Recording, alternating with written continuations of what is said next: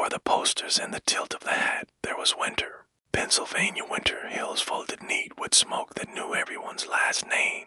Harry Alonzo Longabaugh grew under that sky. A large family, practical affection, chores that did not ask whether a boy felt like it. He learned tools. He learned the courtesy of quiet rooms, how to set a cup down without claiming the table. He learned to rifle as country boys do, responsibly, carefully, with a respect that preceded skill. The West called like a long whistle. At 17, he followed it Dakota Territory. Montana's big weather. Wyoming, where fences were rumors and horses were the first language. He worked ranches, he slept. In light canvas and serious stars, he proved useful. Then a cold detour Sundance, Wyoming. Borrowed a horse that wasn't properly borrowed, a saddle that thought it was going elsewhere. A young man arrested without drama. 18 months. A small jail that taught patience, a scar you wear in paperwork more than on skin. When he stepped out, he carried the town's name with him, Sundance. Not boastful, simply accurate. The nickname fit because it said what mattered, not flash but endurance. He was spare of words, straight of back, careful with laughter, quick with eyes. He could ride. He could track. He could wait without fidgeting. He could spin a cartridge the way a thrifty man spins a coin. He drifted south and north with cattle seasons. Hen shook his hand and meant it. Owners learned to like a cowboy who did not make his boss nervous. When he gambled, he did it as if the cards were clocks, measuring, counting, almost friendly. He was not the loud man in a room. He was the one you realized you trusted before you knew why. Trouble nipped sometimes, range quarrels, confusions over stock, a posse that asked urgent questions, but he had not yet chosen the larger road. That choice would come with a friendship, and with a style of work that preferred clean plans to messy mornings. The man called Butch, a Red Rock hideout and a woman with a school teacher's calm. Hole in the wall, Fort Worth. Photograph trying to live forever. Wyoming's Red Rock country owned shadows that behaved like allies. In those canyons, a clubhouse formed without formal votes, riders who could ride, thinkers who could think, men with a taste for cleverness over cruelty. Butch Cassidy, Robert Parker, borrowing a better-sounding name the way a man borrows a hat that fits, met Harry Longabaugh and found a mirror tilted at a helpful angle. Butch's humor, Sundance's restraint, two halves of the same good idea. Butch could talk an engine into pausing and a clerk into breathing. Sundance could make the pause last without raising his voice. They liked rules of their own, no harm to women, no threats to children, no violence if a plan can stand without it. Round them accreted a circle, Kid Curry's quick storm, Will Carver's quiet, Ben Kilpatrick's solidity, Elsie Lay's competence. A gang that wasn't a gang so much as a schedule shared by men who didn't like being bored. They practiced timing at the hole, ways to separate engines from express cars, ways to let telegraph poles forget how to be useful for an hour, ways to make a posse lose interest somewhere inconvenient. Then Fort Worth, 1899. Suits, hats with opinions. A studio where 5 men sat to still. Butch, Sundance, Curry, Carver, Kilpatrick, and accidentally became permanent. The plate traveled. Detectives pointed. The Pinkertons learned the geometry of their faces and then taught it to the country. Amid this, came at a place poised, not easily rattled, brown eyes designed for accuracy. A school teacher in some rooms, a traveler in others, a companion in all. She stood beside Sundance without diminishing him, which is rarer than love songs admit. She held her own with Butch because she respected jokes that did not waste minutes. She learned Spanish quickly and taught the men better manners and a new language before they needed them. With Etta, Brown, rooms behaved, plans improved, photographs looked less like evidence and more like family.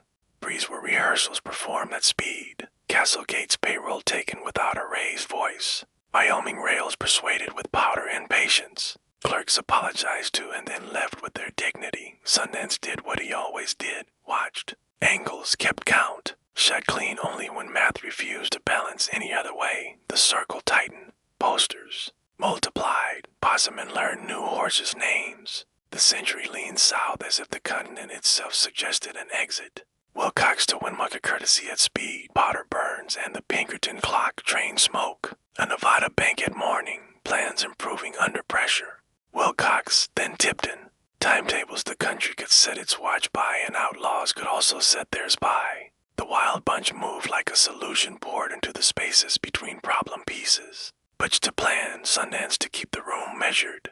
Curry to scare possibilities into staying quiet. They flag trains cleanly, pulled crews aside like ushers at a church, opened express safes with more powder than elegance, and then adjusted the recipe next time. Passengers were left alone. Ladies treated as if in a parlor. Engineers were told thank you. Sundance mended.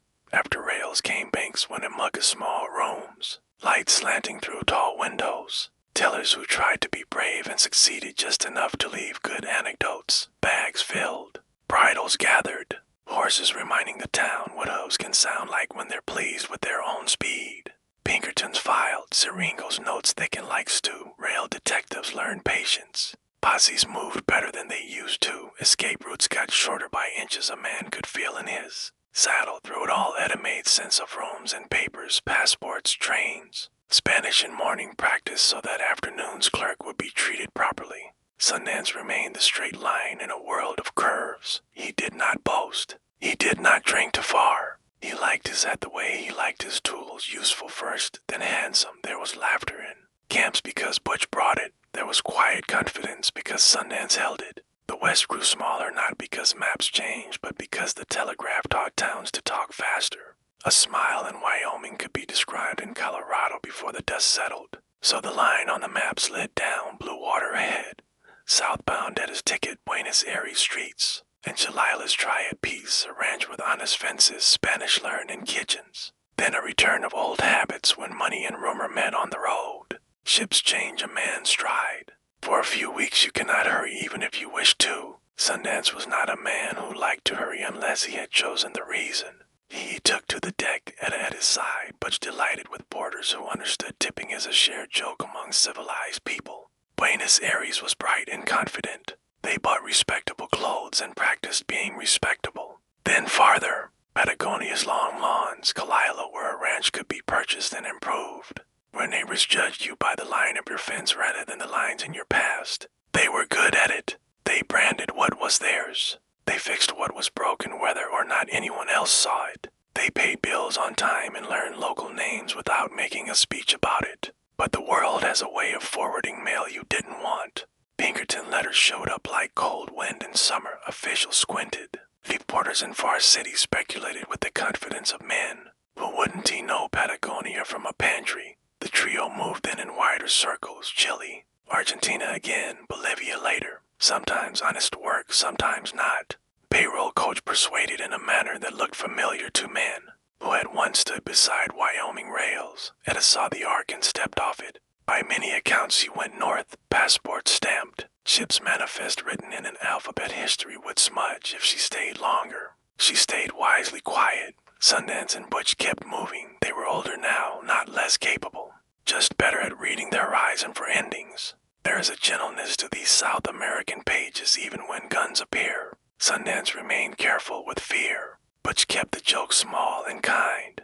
They were not making a case for sainthood. They were making a case for style. San Vicente, 2 shots, and the space left for maybe a mine payroll, an adobe room, soldiers outside. A question that keeps whispering because no one gets to answer it finally. San Vicente is a small place with mountains for company. In November of 1908, but one careful calendar, news reached the village of 2 extranjeros and a mule that carried more silver than a mule should. A ring tightened, police, soldiers, neighbors who had learned not to be noble in gunfire. Shots. Adobe answering back with dust. Men listening to their breath and to each other. Inside.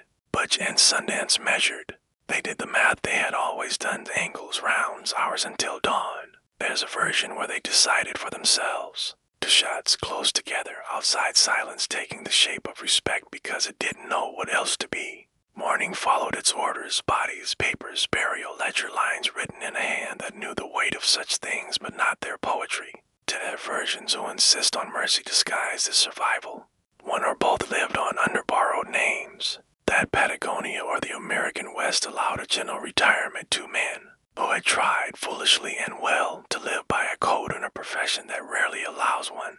At bedtime we can carry both truths without injury, that endings are necessary for stories, and that people sometimes end more quietly than stories prefer. What remains of Sundance for the Rome we are keeping still, the straight line, the courtesy that kept passengers unhurt, and clerks less frightened than the headlines require, the partnership that allowed another man's laughter to be leadership because he could provide the ballast, the calm glance at a timetable, at a map, at a long road south that he walked without apology. He was not verbose. He was not theatrical. He was accurate. He was loyal to the point of geography. In the photo at Fort Worth, he sits a little to the side, not hiding, not seeking the lens, merely present. It's how he worked, how he rode, how he loved a woman who deserved privacy, how he followed a friend who deserved a competent friend more than he needed a witness. If he fell in Bolivia, he fell in company he chose. If he lived longer, he kept what was private private, and we owe him that still. A great lullaby of the West moves on now to the wild bunch's other weather. Harvey Logan called Kid Curry lightning where Sundance was a compass. We will tell his 5 parts next, but the same breadth and care so that listeners can feel the difference between storm and star, and still sleep.